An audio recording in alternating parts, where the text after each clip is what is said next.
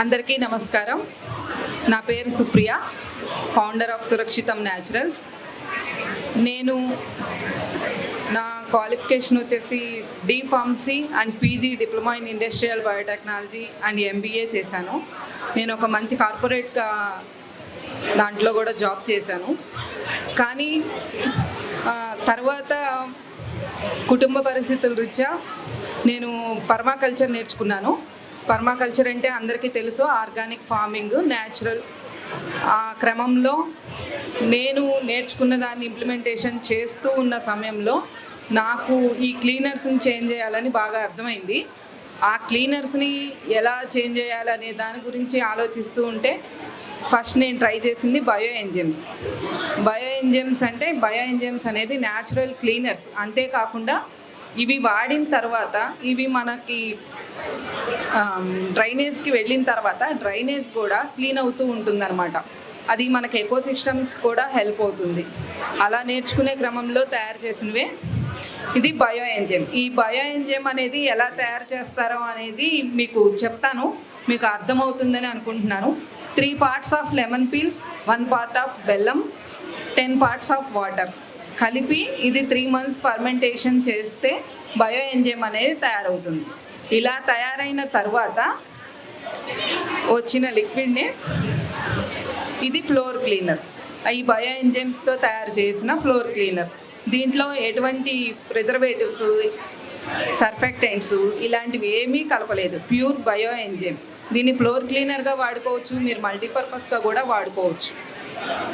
Next, ఇలా తయారైన bio ఎంజైమ్లో కుంకుడుకాయలు soap చేసిన తర్వాత వచ్చిన లిక్విడే ఈ లాండ్రీ డిటర్జెంట్. కుంకుడుకాయలు, లెమన్ ఈ 2 వాషింగ్కి ఎంతో యూజ్ అవుతుంది. ఇది మీరు వాషింగ్ మిషన్లో కూడా యూజ్ చేసుకోవచ్చు, both top load and front load రెండింటికి కూడా. ది స్మెల్ కూడా బట్టలకి ఏమీ రాదు. ఇది toilet cleaner made with bio enzyme.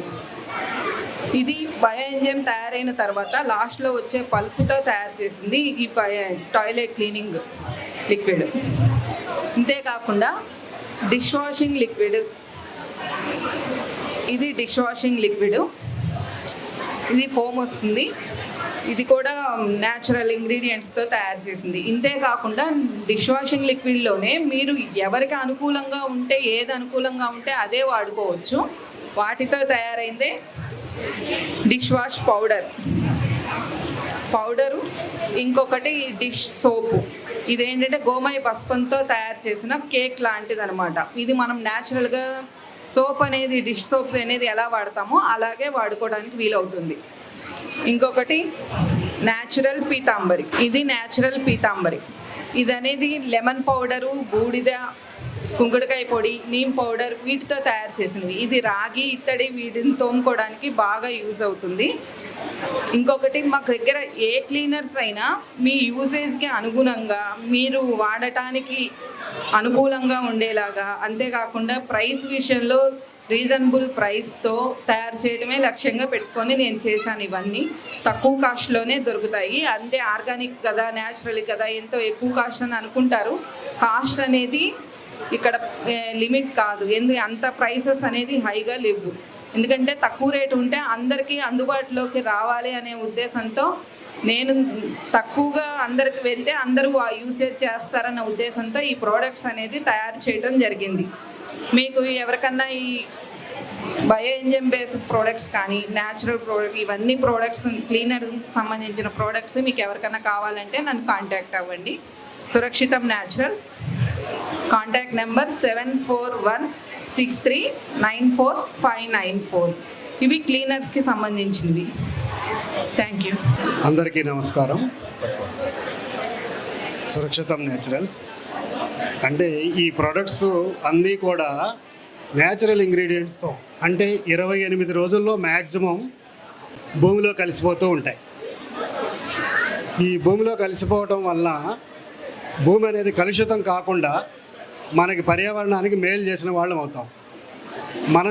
మనం వాడుతున్నటువంటి ప్రతి ప్రోడక్ట్ కూడా జనరల్గా బయట మార్కెట్లో దొరికేవి కెమికల్ బేస్తో ఉండటం వల్ల అవి వాడిన తర్వాత దాని నుంచి వచ్చేటువంటి వాటర్ కానీ ఒకవేళ సబ్బు వాడామనుకోండి, ఆ సబ్బు కానీ, ఒకవేళ క్లీనర్ వాడామనుకోండి, ఆ క్లీనర్ నుంచి వాడిన యాసిడ్స్ కానీ మన డ్రైనేజ్ సిస్టమ్ ద్వారా నీళ్ళల్లోకి వెళ్ళిపోయి నదుల్లోకి, కాలువల్లోకి, చెరువుల్లోకి, ఈ వాటర్ బాడీస్లోకి అన్నిటికీ వెళ్ళిపోయి కలుషితం చేస్తాయి.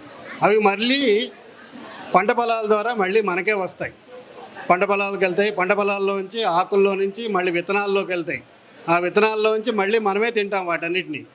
వీటన్నిటికీ విరుగుడుగా మనం ఈ ఏమైనా మనం వాడేటువంటి వస్తువులు హానికరం కాకుండా, ప్రకృతికి హానికరం కాకుండా, మనకి హానికరం కాకుండా ఏమైనా అవకాశం ఉందా అనేది రీసెర్చ్ చేసుకుంటూ మేము ఈ ప్రొడక్ట్స్ అన్నీ కూడా అన్నీ రీసెర్చ్ చేసుకుంటూ బాగా ట్రైనింగ్ అంతా తీసుకొని పూర్తి స్థాయిగా దాన్ని మళ్ళీ మా మీద మేమే ఎక్స్పెరిమెంట్ చేసుకుంటూ తెలిసిన ఫ్రెండ్స్ మీద, స్నేహితులు, బంధువుల మీద ఎక్స్పెరిమెంట్ చేసుకొని దాంట్లో మళ్ళీ కొన్ని చేంజెస్ చేసుకుంటూ తీసుకొచ్చి మంచి అన్ని ప్రోడక్ట్స్ కూడా బాగా ఎఫిషియెంట్గా పనిచేసేటట్టుగా అందరికీ అందుబాటు ధరల్లో, ఏదో ఒక సిద్ధాంతానికో ఒక భావానికో దానికి కట్టుబట్టమో లేకపోతే దానికి తలవంచడమో కాకుండా ప్రకృతికి మనం మేలు చేయగలుగుతామా, మనకి మనం మేలు చేయగలుగుతామా అనేదే ప్రధాన సూత్రంగా పెట్టుకొని మేము తయారు చేసామన్నమాట. ఇప్పుడు మనకి ఆషాఢ మాసం వచ్చింది, తర్వాత శ్రావణ మాసం వచ్చింది. మనమందరం అమ్మవారిని ఎంతో భక్తి ప్రపత్తులతో పూజ చేసుకుంటాం. ఆ అమ్మవారిని 8 రూపాలు ఉన్నాయి లక్ష్మీ అమ్మవారికి. అందుట్లో భూదేవిగా కూడా మనం పూజ చేసుకుంటాం. అంటే ఈ భూమాత అని చెప్పి మనం పూజ చేసుకుంటూ ఉంటాం.